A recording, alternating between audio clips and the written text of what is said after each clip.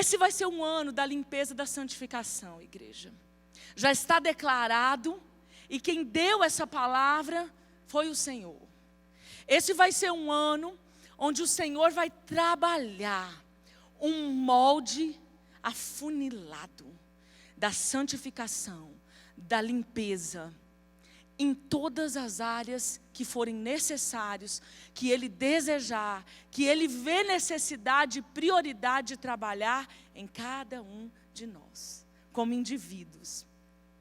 Se vocês pegarem um pouquinho aí pela memória, o pastor Marcos tem ministrado, nas quartas, nos domingos, nos dias que ele tem oportunidade de pregar, tem falado muito nos últimos dias sobre o sacerdócio, e sobre um sacerdócio restaurado, um sacerdócio real que cada um de nós recebemos para ministrar adoração diante de Deus.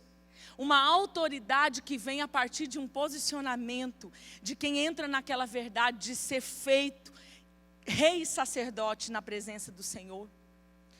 Quando, alguns dias também atrás, especialmente no dia da consagração pastoral do Luzineu, eu ministrei uma palavra que pedi aí para a Vânia, coloquei ela no estreito para preparar aí as peças do tabernáculo. De repente, porque eu ligo no de repente, ela se virou. E Deus falou muito comigo aquele dia sobre um caminho que se começa na vida do crente a partir do altar de sacrifício, a partir do sim para essa aliança com Jesus. E esse caminho visa chegar num ápice da presença, ali representada pela arca, onde eu toco o altar de adoração, e aquela terceira porta se abre para a intimidade da presença. E aqueles dias, eu queria falar de tanta coisa, porque aquele texto tão rico, e Deus gerou no meu coração muito forte, que eu estava longe de esgotar aquele texto, e que não ia ser naquela noite, que eu iria esgotar aquele texto. E ali eu vi que tinha um rema de Deus na santificação. Aquele dia eu saí daqui decidida até falar com o pastor. Pastor, nós precisamos fazer algo com essa figura do tabernáculo aí, dividir ele em partes, nas peças, cada pastor trabalha uma, porque Deus quer fazer um negócio nessa área de santificação. Mas não falei, mas aquilo ficou dentro de mim. Depois eu ministrei alguma coisa ainda em algumas quartas-feiras sobre santificação. O pastor Dinho, domingo, no último domingo do ano agora, ministrou, nos deixando desejosos de habitar na cidade celestial. Quem estava aqui, eu acredito que o coração, o sentimento, o entendimento foi o mesmo, né? Pode ter sido de maneira diferente, mas toda a igreja recebeu de um regozijo, de uma alegria, de um desejo em nós de adentrarmos por aquelas portas, de vermos um pouquinho mais detalhada a realidade do texto, daquilo que nos espera no porvir.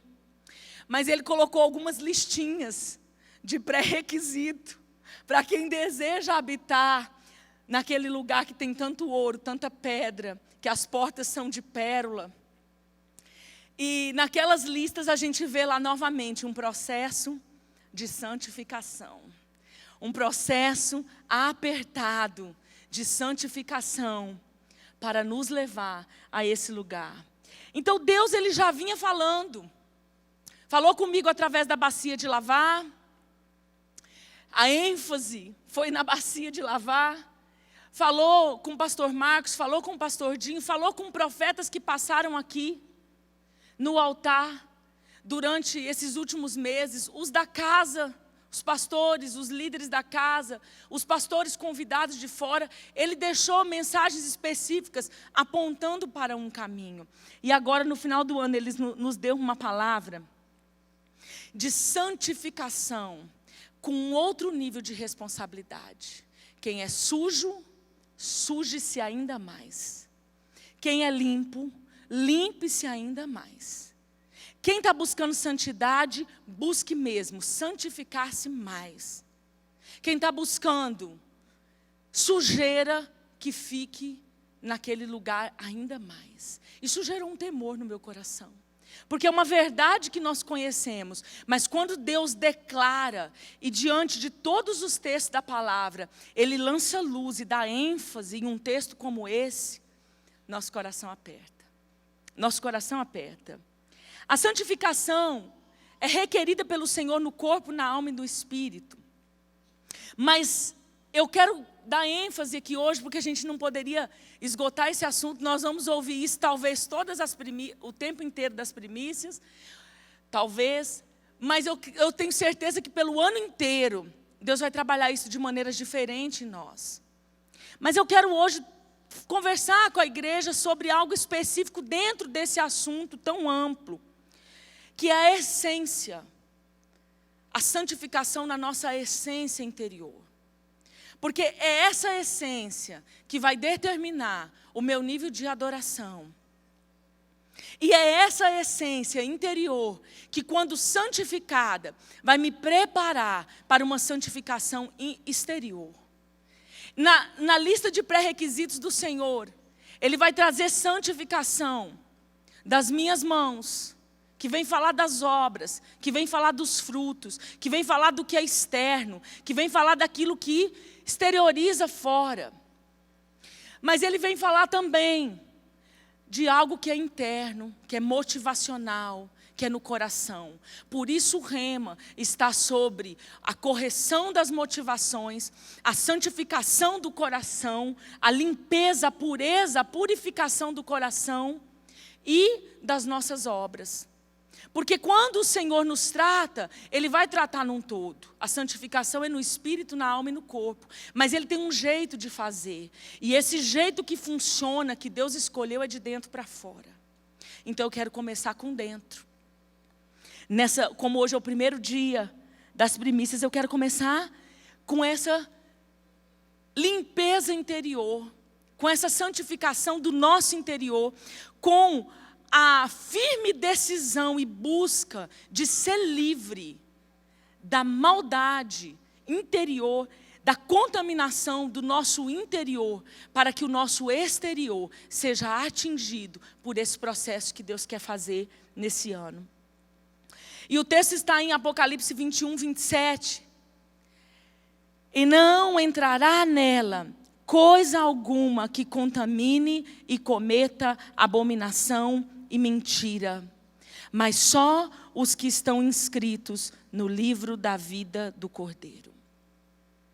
E não entrará nela coisa alguma que contamine e cometa abominação e mentira, mas só os que estão inscritos no livro da vida do Cordeiro.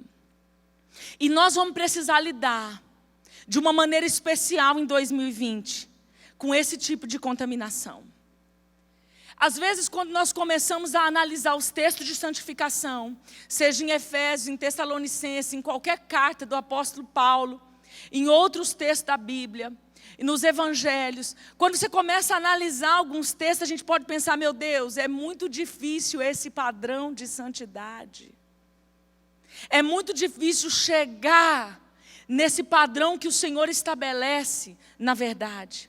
Mas eu quero te dizer que nós precisamos entrar no processo com coragem, determinação e posicionamento. E quando dependemos do Espírito Santo, Ele nos conduz em cada parte. É um processo. É um processo. Se nós olharmos como um todo, se nós olharmos às vezes com o nosso olhar humano, até carnal, às vezes nós vamos ter algumas dificuldades. Nós vamos olhar para os textos e de cara já vamos sofrer intimidação. Em textos tão fechados, estreitos, mostrando que há uma porta estreita. Mas quando nós olhamos para o Espírito Santo de Deus, que é o amigo, o consolador, o que nos conduz, aí nós nos animamos. Aí nós nos animamos.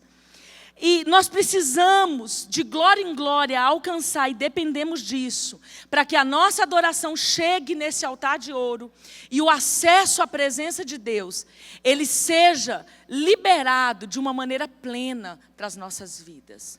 Queridos, Deus tem falado, Deus tem dirigido, Deus tem nos dirigido, Deus tem nos prometido. um vinho novo, um lugar de etapas, um lugar de manifestação de glória, de poder. Mas Ele tem pedido, há tempo já para nós, a preparação do odre. A preparação da casa interior, a preparação do espaço interior do nosso coração para que esse vinho seja derramado. Então 2020 chegou com um rema preciso de Deus e já te pegou, não vai te pegar. Já te pegou. E já pegou todos que congregam nessa igreja, estando aqui hoje ou não. Não importa quem não vai ouvir essa palavra porque não veio no dia primeiro, porque está viajando. Já pegou. Você já está inserido. Você já está dentro. 2020 é um ano do Senhor lapidar os odres. Até agora Ele tem falado. Até agora Ele tem lançado mensagens. Ele tem nos dado a oportunidade de ir pelo livre-arbítrio. Ele tem nos dado a oportunidade de reconhecer em nós a fragilidade do odre velho e buscar um odre novo para receber um novo vinho. 2020 acabaram-se essas chances espontâneas. Eu quero dizer para você, porque eu vim hoje aqui, nessa noite, como profeta de Deus. Viu, pastor? No altar hoje eu estou como profeta do Senhor. Em nome de Jesus e debaixo do sangue dele, porque me pega essa palavra. A tristeza foi gerada em mim primeiro, porque eu sei o compromisso da responsabilidade que nos envolve primeiro. Mas esse é um ano que acabou a espontaneidade. E chegou um tempo de precisão do Senhor para a santificação. Você já está inserido. Não é para alguns, não é para os que estão aqui, é para todos. Pode até causar uma tristeza durante os primeiros meses ou semanas, ou depende do processo de cada um. Mas vai vir uma alegria, porque o vinho novo, quando ele vem, ele traz alegria. O processo de sair do odre velho, ele é doído. O processo de preparar esse recipiente é doído, é dolorido. Mas quando o vinho novo chega, também vem uma alegria, vem uma alegria. E eu quero começar falando do coração. Porque eu acredito que nós vamos ouvir muitas coisas e vamos ser edificados em muitos assuntos.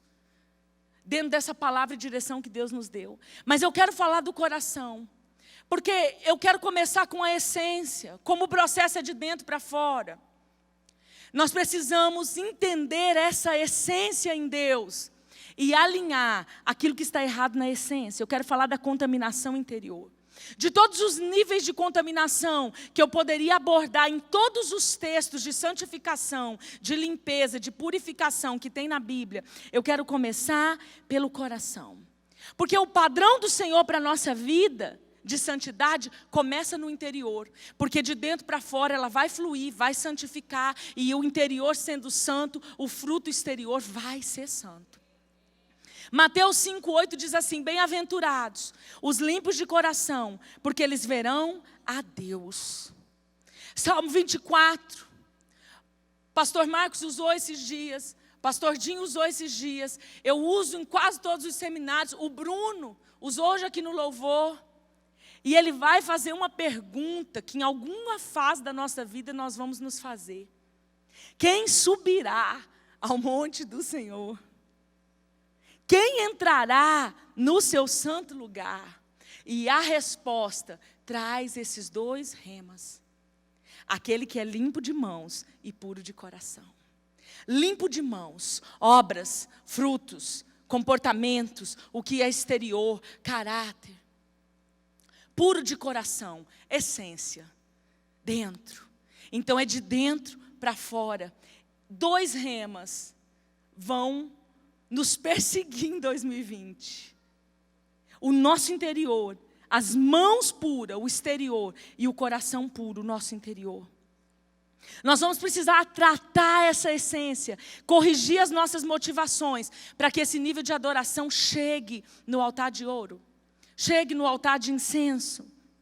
E por isso o Senhor deixou em Provérbios 4, sobre tudo o que se deve guardar, guarda o teu coração, porque dele procede as fontes de vida. Sobre tudo o que se deve guardar, guarda essa essência interior, porque daqui vai sair vida, e quando não sai vida, vai sair morte. Então esse processo de santificação, ele começa aqui no coração. E não tem como eu falar de santificação no coração, sem usar o texto claríssimo da Bíblia, da história de Caim. Porque ele dispensa pregação. A vida de Caim dispensa boa parte da pregação quando nós lemos. E o Senhor, querido, vai nos rastrear de maneira especial esse ano. Esse ano é um ano que Ele vai achar em nós o que está no cantinho, escuro, escondido, imperceptível, que a gente está recusando tratar, que a gente está recusando se deixar ser tratado. Ele vai achar. E eu quero ler com vocês, peço que vocês abram Gênesis 9, Gênesis 9, Gênesis 4, perdão, de 1 a 9.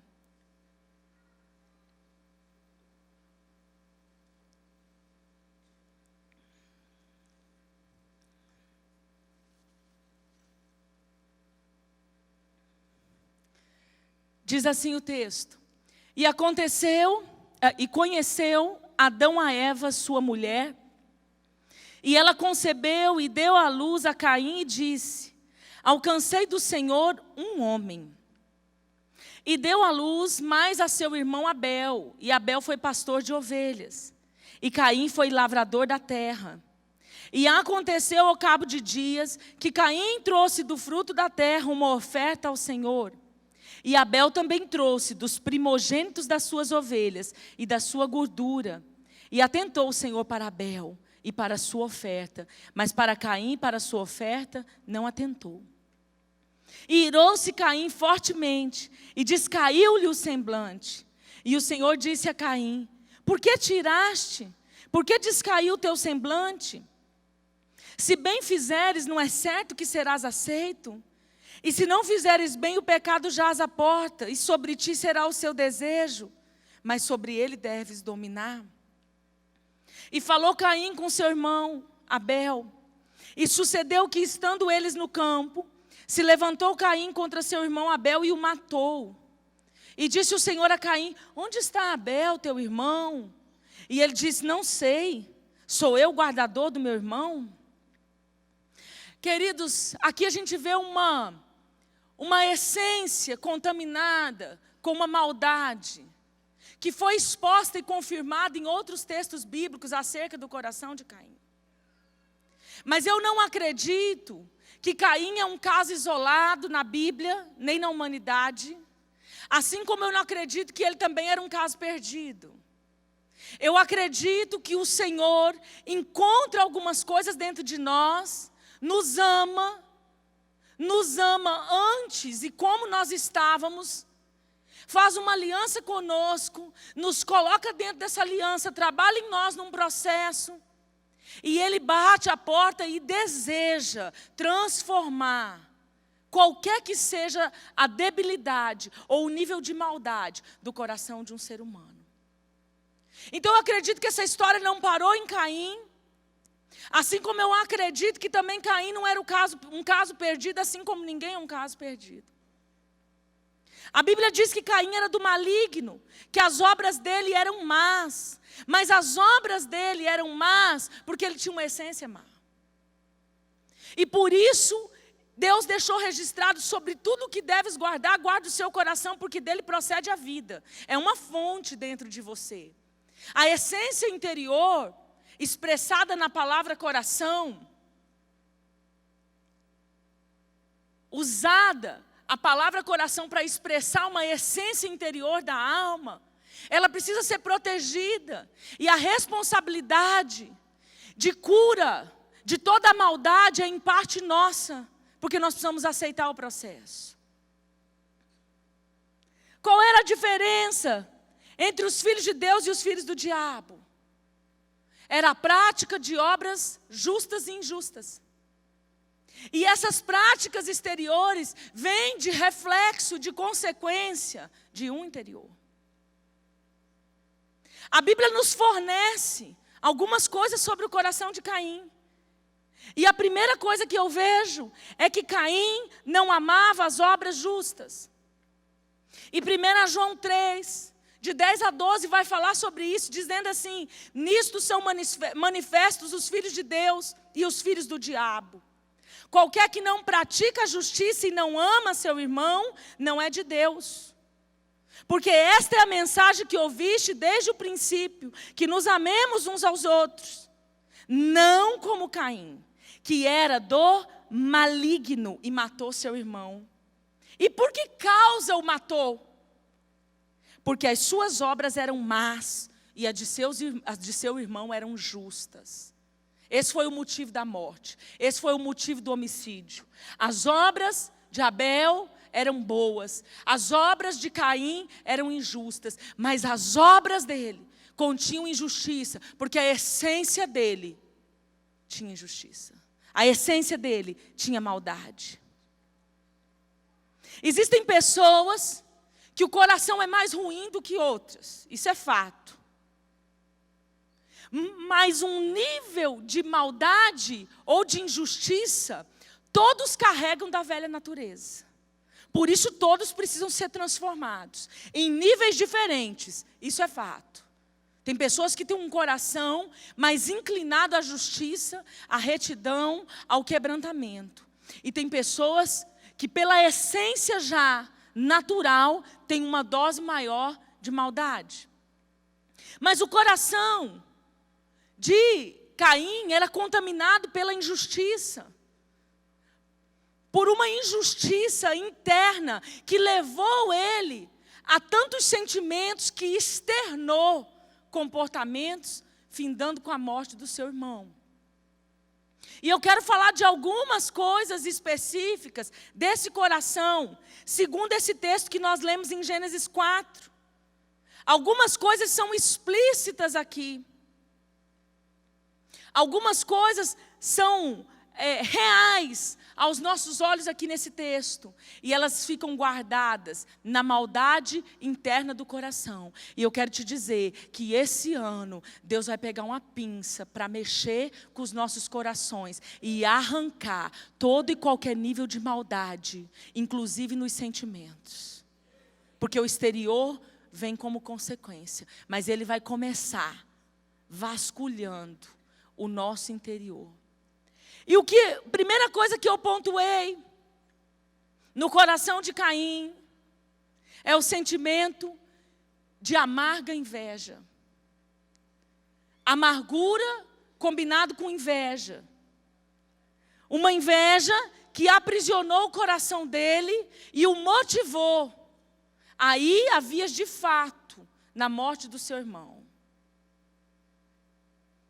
Tiago diz assim: quem dentre vós é sábio e entendido, mostre pelo seu bom trato das suas obras em mansidão de sabedoria. Mas se tendes amarga inveja e sentimento faccioso em vosso coração, não vos glorieis, nem mintais contra a verdade.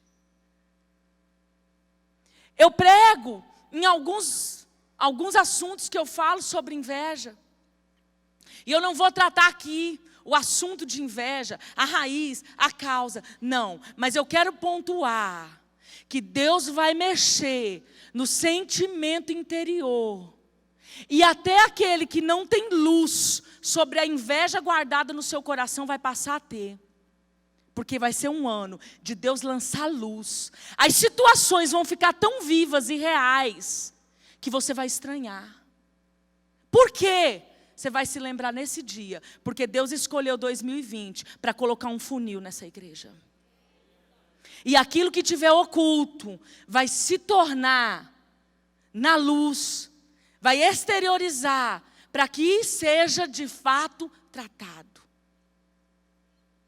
A inveja é pior do que a cobiça, porque cobiçar é desejar o que o outro tem. A inveja é desejar que o outro não tenha. Cobiçar é querer algo de alguém. Mas invejar é querer, além disso, que o outro não tenha. Essa foi a maldade no coração de Caim. O problema de Caim não foi com a sua reprovação. O problema de Caim foi com a aceitação de Abel. O problema de Caim não foi com a sua derrota, com o seu culto, com o seu sacrifício que não foi aceito, com a sua oferta que não agradou a Deus. O pior problema de Caim foi que ele viu Abel sendo aceito. E aí a maldade do coração veio para fora. A inveja, a raiva da vitória do outro foi maior que a decepção dele em relação à sua própria derrota. Isso é grave. Isso é grave. Então você vai começar a observar. Se a sua raiva de ver alguém com carro novo vai exceder a própria decepção de ter um carro 2011, 10, 9, sei lá.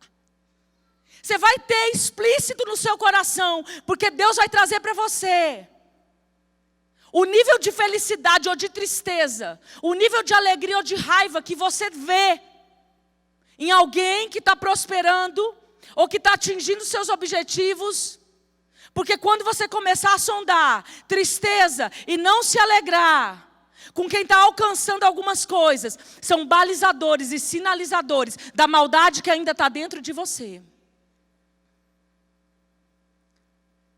Porque a inveja, ela corrói, ela contamina, ela suja as vestes de uma noiva. Que quando vai diante desse altar da adoração, levantar mãos santas, não tem mãos santas, porque de dentro exala uma maldade que sobe como um aroma de mau cheiro, ao invés de um perfume suave.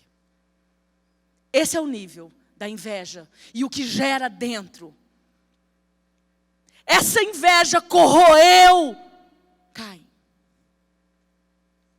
A questão não era Caim se dar mal, mas era Abel se dar bem. O foco não era ele ter desagradado a Deus, o foco era Abel ter agradado a Deus. Pois esse vai ser um ano que Deus vai sondar a maldade das nossas vidas e vai lançar luz nas situações, durante a nossa vida, na família, no trabalho, no ministério, com os irmãos, com os amigos. Deus vai deixar claro para você, Deus vai colocar na luz para você maldades interiores. E você vai, sem menos perceber, ver alguém dizer para você: comprei o carro, irmão. O ano chegou com o carro novo. E quando você menos espera, você fala assim: mas esse modelo aí é difícil de vender depois, hein? Credo, essa cor, ninguém quer. E quando não tiver o que falar da cor, nem do modelo, sai assim: foi financiado? Qual o juro? Mas Deus vai nos santificar esse ano. Deus vai nos ensinar a celebrar a alegria do outro. Deus vai nos ensinar a celebrar a vitória do outro. Deus vai arrancar a maldade que cheira mal na adoração.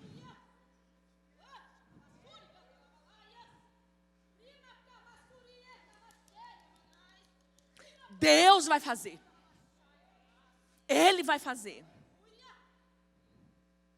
O invejoso age traiçoeiramente. É traiçoeiro. Caim foi traiçoeiro. Ele foi conversar com Abel. Falou: vamos ali, ó, no campo. Vamos ali dar uma voltinha, sei lá o que ele falou, que a Bíblia não deixa claro. E lá, ele estava com a armadilha preparada. Querido, o invejoso perto de você dá meio sorriso, fazendo de conta que está se alegrando. Mas quando vai lá na casa do outro irmão, que ele tem oportunidade, ele desce a ripa. Solta o fel. Aqui, ó. Só tem falatório maldoso, porque tem uma essência ruim.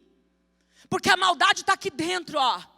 Mas esse ano, eu quero te dizer que tem funil na Atos de Justiça. Deus escolheu 2020 para funilar o processo. E você está inserido, querendo ou não. Já desceu o rema de Deus.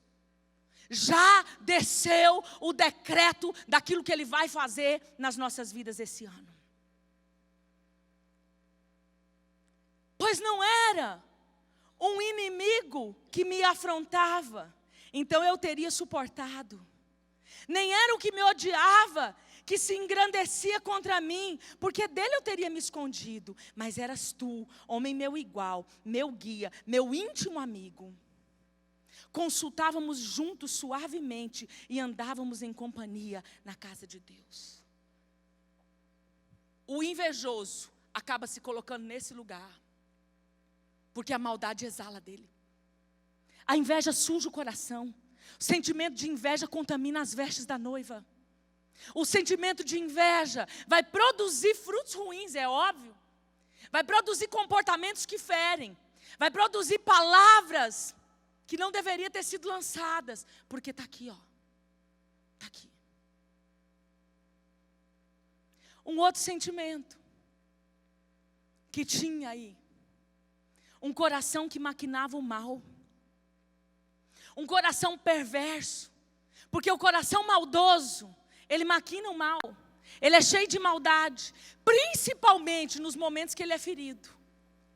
Então quando a essência está ruim, na hora que ele é ferido, na hora que ele é machucado, na hora que ele é atingido, ao invés dele ir para o bálsamo, dele ir para onde tem, ao invés dele buscar em Gileade a cura no Senhor, onde há médico, ele exala a maldade.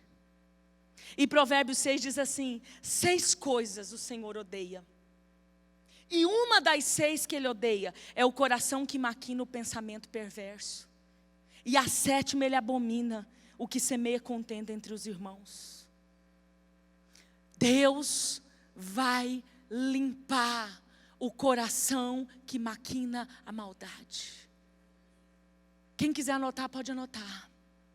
Porque Deus vai lançar luz sobre a maldade do coração, não só sobre ela. Mas eu vou ficar na mensagem que Deus me deu. Deus vai lançar luz sobre a maldade do coração. E só não vê quem não quer. Mas Deus escolheu tratar. Esse é o ano do tratamento. Sentimento faccioso. Quem dentre vós é sábio e entendido? Mostre pelo seu bom trato as suas obras de mansidão, de sabedoria. Mas se tendes amarga inveja, sentimento faccioso em vosso coração, não vos glorieis nem mintais contra a verdade. Tiago 3. A facção, a guerra da carne, a luta da carne, vem de onde? De um coração maldoso. Queridos, eu vou te dizer, quando a essência é santificada, nós aprendemos a não guerrear na carne. E eu não estou pregando de maneira hipócrita, de quem pensa que é fácil. E eu sei o quanto é difícil. Mas eu quero te dizer que esses sentimentos vão ser limpos da nossa vida esse ano. O que mais que tinha no coração de Caim? Ira e ressentimento.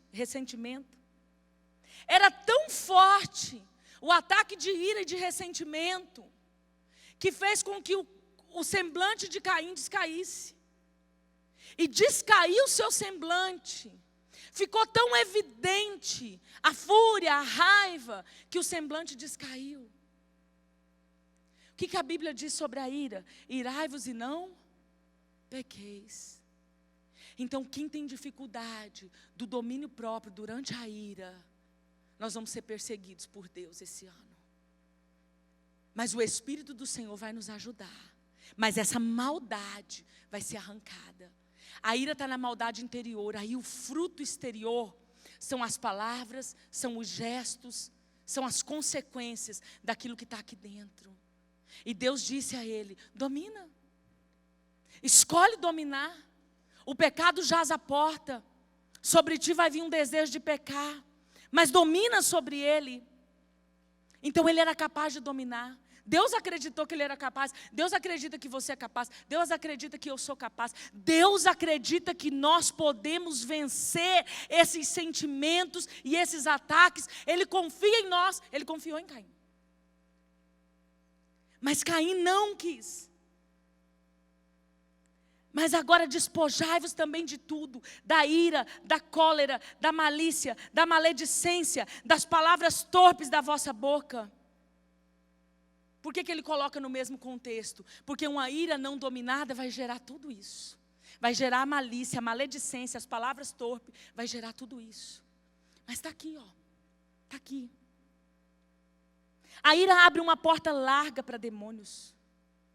E a Bíblia diz em Efésios: não deis lugar ao diabo. E o contexto onde a Bíblia fala isso, está inserido a ira e outros pecados. Ele diz, não dê lugar. Se você der lugar, ele vai entrar. Pode ser crente, ungido, que ora, dá intercessão, pastor, apóstolo, bispo, vice-querubim. Pode ser o que for. Se der lugar, o diabo entra. E às vezes, queridos, nós somos displicentes, até fazemos brincadeira. Acho que eu fiquei endemoniado. A gente brinca. Porque sabe que o sentimento de ira atacou. E a gente deixa aquele negócio invadir. E de outra vez fica uma crise pior, da outra uma crise pior. E a gente não se levanta em Deus para exercer o domínio, levantar um escudo da fé e dizer, chega, na minha vida você não tem mais lugar, na minha casa você não tem mais lugar, no meu casamento você não tem mais lugar, no meu trabalho você não tem lugar, no meu ministério você não tem lugar. Eu não te dou lugar. Porque essa é uma decisão sua. É você que fecha a porta e diz, eu não deixo você entrar. Meu coração está protegido. Aqui não há maldade para você repousar. Você não acha espaço aqui. Aqui não, Satanás. Está em você. Está em mim, está em nós esse poder de uma igreja restaurada por um sacerdócio, debaixo do sacerdócio de Jesus Cristo, que nos deu autoridade para pisar serpentes e escorpiões, e para dizer a toda força do mal, chega porque a velha natureza foi despojada, o velho homem está crucificado, e em ti eu sou nova criatura. É você que domina. É você que olha para a situação e decide não dar espaço para o diabo. A Bíblia diz que a ira pertence aos tolos. Não se apresses no teu espírito a irar-te, porque a ira repousa no íntimo dos tolos. Porque no momento de ira só sai tolice.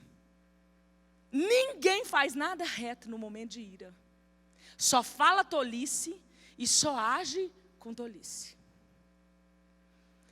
A ira não produz a justiça de Deus, isso é o que é pior. Porque a situação só vai ficar pior. E o nível de injustiça está de novo mostrando a maldade aqui dentro. Isso está lá em Tiago 1:19. Portanto, meus amados, todo homem seja pronto para ouvir, tardio para falar, tardio para irar-se.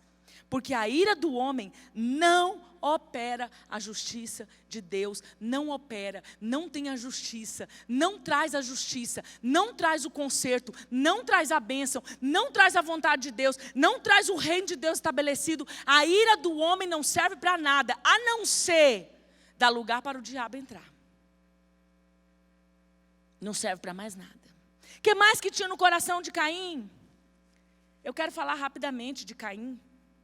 Estou quase acabando, Caim. Orgulho. O orgulho que cegou Caim. Gente, um coração endurecido e ruim não aceita correção. Então o orgulho derrubou Caim. Derrotou Caim. Por quê? Porque ele podia ter ido aprender com Abel como se sacrificava direito. É ou não é? Ele não podia ter dito, Abel, meu irmão, Deus não me aceitou. Me ensina o caminho da bênção, rapaz. Me ensina aí como é que faz. Me ensina aí como é que eu vou alcançar o que você já alcançou. Mas não. O orgulho o impediu de ir nesse lugar de humildade.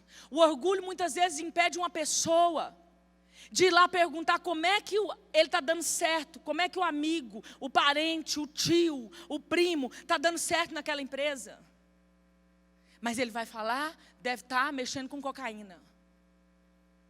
Porque é mais fácil sair do coração a maldade, expressar a maledicência, do que ir lá e falar assim, eu não dei certo até agora, dá para você me dar umas dicas? Como é que você prosperou? Porque o orgulho, junto com todas essas outras maldades que eu falei, faz uma pessoa ver alguém bem sucedido no casamento, dando certo no casamento, ir lá e achar um jeito de difamar, de maldizer, de fazer uma contenda, de falar alguma coisa, do que ao invés de dizer assim, teu casamento vai muito bem, o meu não vai, dá para você me dar a mão e me ensinar o caminho? O orgulho cegou Caim. Caim não foi capaz de aprender com Abel como fazer. Ele não foi capaz de dizer, eu quero te imitar. Você é inspiração para mim, você é modelo para mim. Não, o orgulho derrubou Caim. Queridos, eu vou te dizer, no contexto de santificação, muitas pessoas antes de cair em pecados, principalmente os sexuais, eles caíram no orgulho. Quase todos os mapeamentos de pessoas que eu atendo, e praticamente 100% dos líderes que caíram em adultério, em fornicação, em orgia e qualquer outra contaminação sexual, você chega à conclusão que antes da queda no pecado de imoralidade, houve uma queda interior no orgulho. Porque se tivesse uma humildade de confessar a tentação e buscar ajuda, jamais teriam que confessar pecado. Mas o orgulho faz a pessoa levar adiante no seu braço, na sua força, endurecer a cerviz e ir adiante até um caminho desse. Caim tinha suas motivações contaminadas. Por quê? Por causa dessa maldade. O coração contaminou agora as motivações. E como que a gente pode ver que as motivações de Caim estavam contaminadas? Ele vivia uma falsa religião. E nós, quando não organizamos a essência, quando não santificamos a essência, quando não temos retidão na essência interior, corremos o risco de viver uma falsa religião. E agora aqui nós temos um problema. Só nos textos de domingo, expostos pelo pastor, ele falou em 3 textos diferentes sobre a mentira. E dizendo, ó, o mentiroso, pá. O mentiroso, não. O mentiroso, porta fechada. Ele podia ter citado mais tantos textos. Só que a mentira vai além daquela mentira que nós contamos. Vai além. Caim vivia uma mentira. Era um culto falso. Uma religião falsa. Gente, eu quero te dizer, e eu quero frisar isso. Esse é um ano que a santificação vai tirar as máscaras, vai tirar as capas, vai tirar a falsidade da religião hipócrita da nossa vida, do nosso meio, aonde ela existir. Deus escolheu 2020 para afunilar um processo que a mentira de uma vida religiosa falsa vai cair por terra. Caim praticava religião? Sim.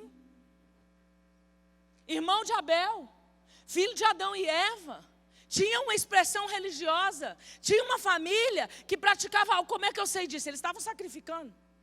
O culto envolvia algo que Deus ensinou. O sacrifício era o culto. Era o nosso culto hoje, que em Jesus é diferente. Mas era a expressão. Mas a vontade egoísta dele é que prevalecia. Um desejo humano dominava e sobressaía a vontade de Deus naquele culto. Os interesses pessoais estavam à frente, estavam acima dos interesses de Deus. E a carta de Judas vai trazer como exemplo ruim Caim, num contexto onde Judas está falando da falsa religião. E ele diz lá no capítulo 1, ai deles, porque entraram pelo caminho de Caim, foram levados pelo engano do prêmio de Balaão e pereceram na contradição de Coré. Estas são manchas em vossas festas de amor, banqueteando-se convosco, apacentando-se a si mesmo, sem temor.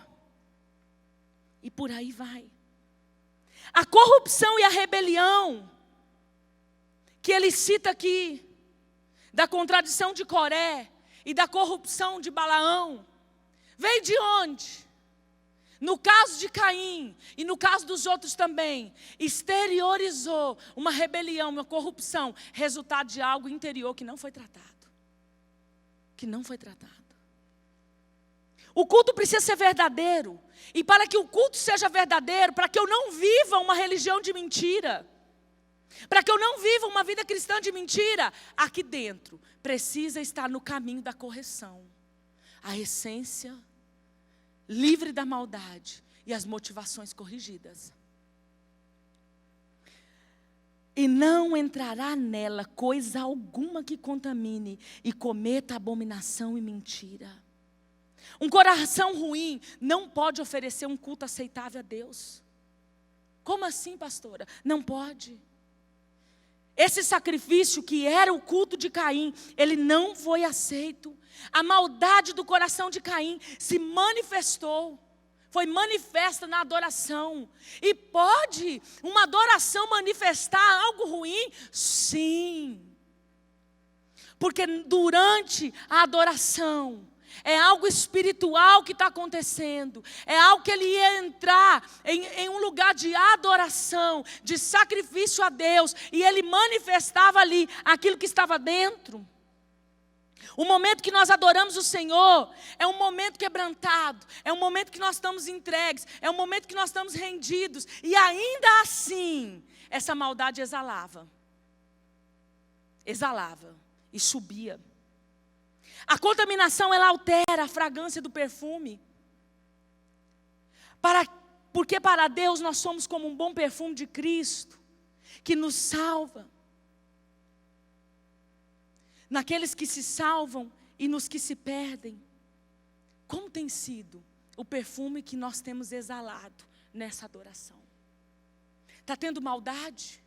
Motivação errada? Vamos voltar para o texto de Gênesis. Deus disse assim, olha, então Deus não aceitou Caim e a sua oferta. Deus rejeitou Caim e a sua oferta. Tem uma sequência. Ele rejeitou a vida de Caim, por isso a oferta de Caim não foi aceita. Ele desaprovou a maldade, as motivações e as ações injustas de Caim, de dentro para fora. Por isso o culto não foi aceito. Então durante a adoração, exalou um mau perfume, não um bom perfume. Antes de Deus aceitar o nosso culto, Ele precisa aceitar a nossa vida. Antes de Deus aceitar o seu culto, Ele precisa aceitar você. Antes de Ele aceitar a sua adoração, Ele tem que aceitar a sua vida. Antes de aceitar a sua oferta, Ele precisa aceitar você, de dentro para fora, de dentro para fora, de dentro para fora. Deus não quer só o que você oferece no exterior. Deus não quer só a sua expressão religiosa. Deus não quer só o seu trabalho, não quer só as suas atividades, não quer só o seu tempo. Deus quer você por inteiro. E para que Ele aceite o que você faz, antes disso Ele aceita você. Esse é um culto verdadeiro. O que nós nos tornamos durante o processo é o nosso primeiro culto.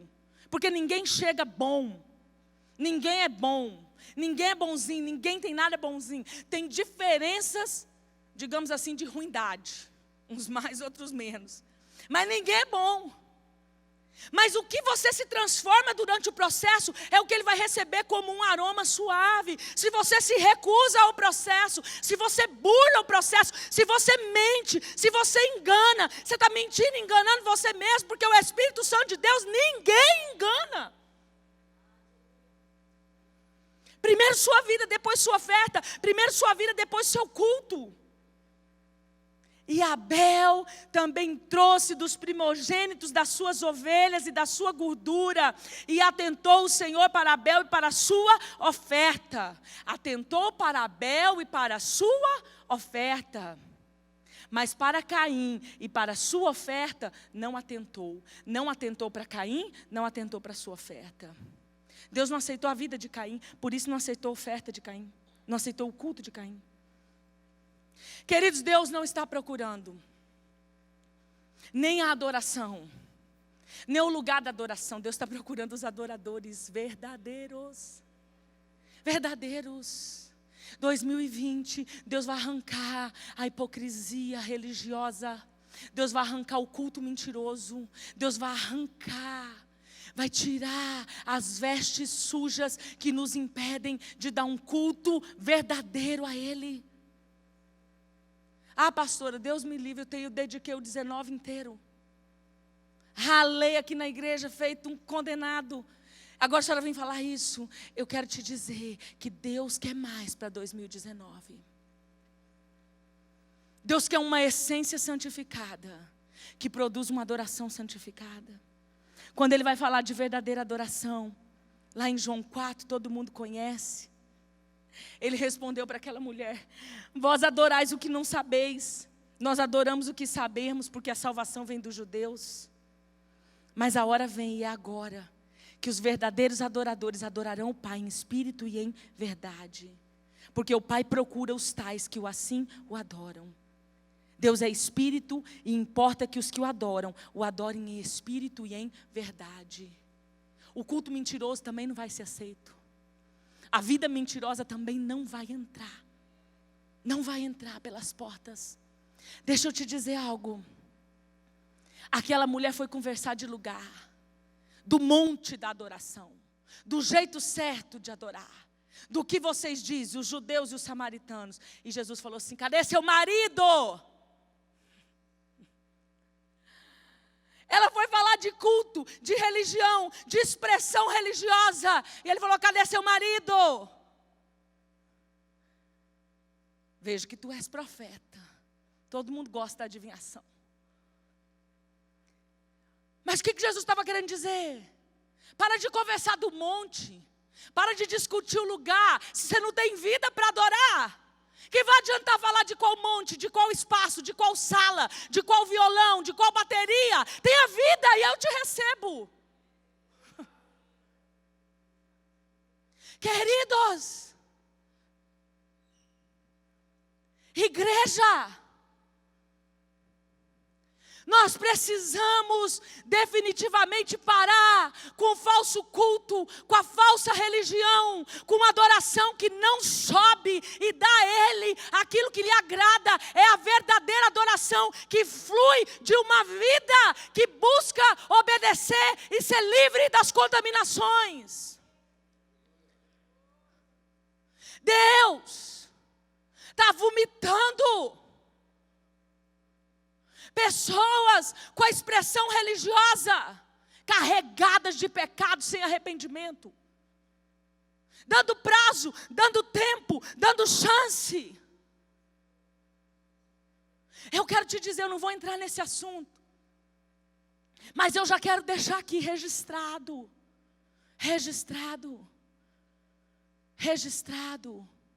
que as pessoas do altar, que estão cheias das suas imoralidades e abominações, lesbianismo e homossexualismo pornográfico, e sobem, vão ser pegas em 2020. Vão ser pegas em 2020, está registrado, está o alerta, está avisado. Ela foi conversar de lugar de adoração. E Jesus falou: cadê seu marido? Hipócrita, cobiçando, adulterando olhando as mulheres com cobiça, olhando os homens com cobiça, sem gente de pornografia, e vem dar um culto a Deus. É claro que não sobe. É claro que não sobe. É claro que não tem bom perfume se não tem arrependimento. Discutindo o monte, o lugar, a estratégia. E Jesus falou: cadê seu marido? Tenha vida. Você não precisa de monte. Tenha vida.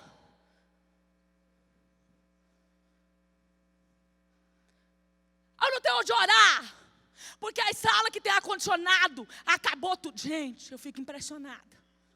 Porque quem vê algumas situações, pensa que todo mundo tem ar-condicionado até na sua casa, na sua cozinha, dentro de casa. Porque quando chega, ninguém ora se o ar-condicionado não ligar. Tem dia que me dá uma vontade de sair, desligando e acabando com aqueles controles tudo. Discute o lugar, a sala, o local. Não precisa, quem tem vida, adora no monte, adora embaixo, na cadeira, sentado, ajoelhado, deitado, adora dormindo. Porque a sua vida sobe, sobe, sobe, um bom perfume que agrada a Ele.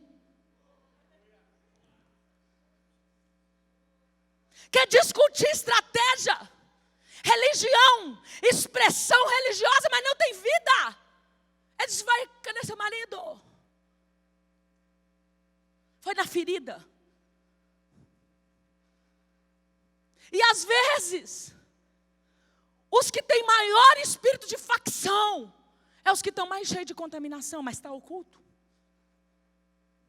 Vem dar um culto sem vergonha a Deus, fazendo uma oração medíocre dentro do carro. Ai, perdão, perdão, Senhor, perdão. Limpa meu olho, passa o seu sangue em mim. Tem outros que já estão tão descarado e cauterizado, que o olho está contaminado aqui dentro mesmo. Ministros do altar. Deus vai expor. Porque quem está sujo, suje-se ainda mais. Mas a mentira vai acabar. A mentira vai acabar. A mentira vai ser exposta. A expressão falsa vai ser exposta.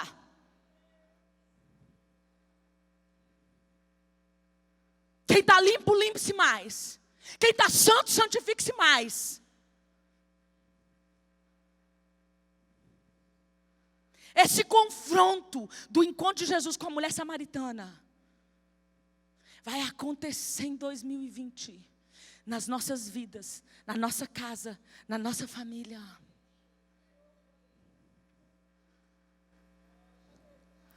Qual é o maior sacrifício na perspectiva da nova aliança? Está em Romanos 12, o texto que nós conhecemos quase de cor. Rogo-vos, pois, irmãos, pela compaixão de Deus, que apresenteis os vossos corpos um sacrifício vivo, santo, agradável a Deus, que é o vosso culto racional.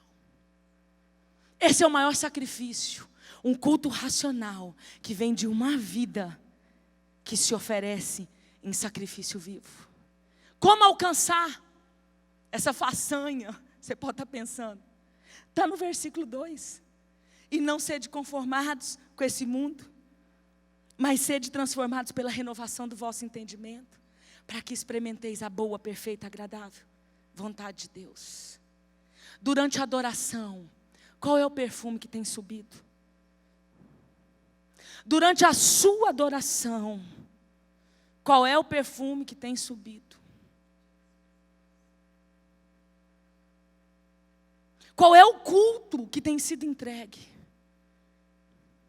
Você tem passado pela bacia de lavar e alcançado esse altar de ouro para acessar essa presença representada pela arca? E eu quero já finalizar com o texto da igreja de Sardes, que vivia uma mentira. Que vivia uma mentira. E ao anjo da igreja que está em Sardes escreve: isso diz o que tem os 7 Espíritos de Deus e as 7 estrelas. Conheço as tuas obras, que tem nome de que vives e está morto. Sê vigilante e confirma os restantes que estavam para morrer, porque não achei as tuas obras perfeitas diante de Deus. O Senhor Jesus escreve aquela igreja e aponta 3 grupos diferentes. Um que parecia estar vivo, mas estava morto. Uns doentes, quase morrendo no CTI, UTI. E uns poucos que não contaminaram as suas vestes. Uns poucos. Eu quero dizer que esse é o ano que Deus nos quer integralmente como igreja, com as vestes santificadas e branqueadas. A igreja de Sardes expressava uma realidade da igreja de hoje. A igreja de Sardes expressava a vida de muito crente, que tem há anos o cadastro do nome na igreja, mas às vezes está enquadrado nisso aqui. Ser vigilante, confirma os restantes que estavam para morrer, porque não achei as tuas obras perfeitas diante de Deus. Mas tinha uma fama de estar vivificada. Tinha fama de que vivia. Muita emoção e pouca transformação. Muito barulho e nada de fruto.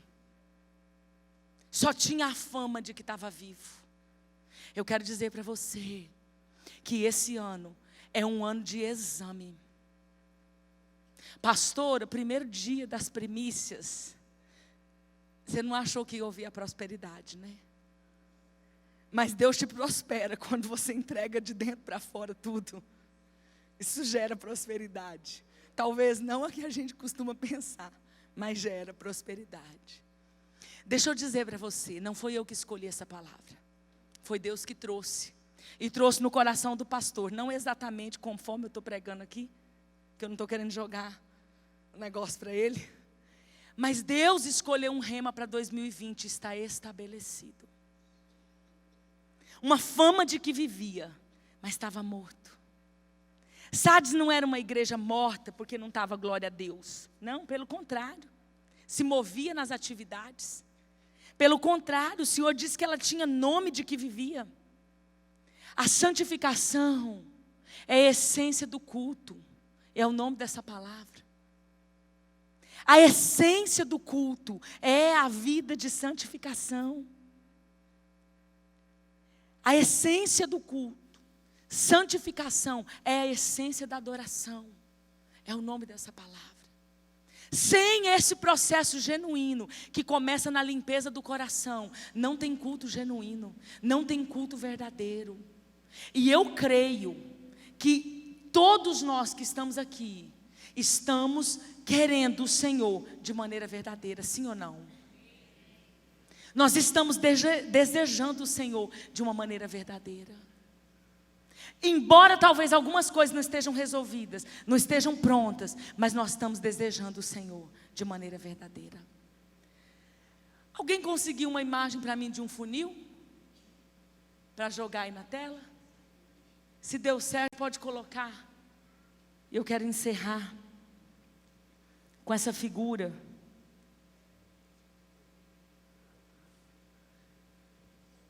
Deu certo, sim ou não? Sim? Amém. Queridos, ninguém aqui está mais na boca em 2020. Ninguém está mais na boca. Eu não sei qual é a sua etapa, mas eu sei que lá na boca ninguém está mais. Ah, eu não vim no culto dia 1º, pastor. Na quarta-feira, dia 1º, já não vim. Tem problema, eles também estão dentro da mesma palavra. Ninguém está mais na boca. Ministros do altar, pastores, ministros, o negócio com você está lá embaixo. Amém? Lá naquela ponta, ó, fininho, estreitou. 2020, Deus escolheu para estreitar. É no estreito, é no arroxo do parafuso. Posso falar assim? Bem rasgado. Estreitou. 2020, acabou a chance de ser espontâneo. Deus vai começar a expor. Deus vai começar a expor. Quem está sujo, suje-se ainda mais. Se você brincou com imoralidade sexual e veio para o altar como se nada tivesse acontecido, pede a baixa, porque vai ficar feio. Vai ficar feio. Estreitou, ministro do altar, o funil está lá embaixo, está no estreito. Santifique-se ainda mais. Lesbianismo e homossexualidade pornográficas, ocultas aqui em cima, acabou. Acabou. O filme pornográfico homossexual acabou. Acabou. Ou você toma atitude, ou você está lá na boca de baixo do funil. Melhor você sair. Pede baixa. Não fica não. A chapa esquentou 2020. Amém? Recado dado. Fica de pé que nós vamos orar e vamos continuar as primícias adorando.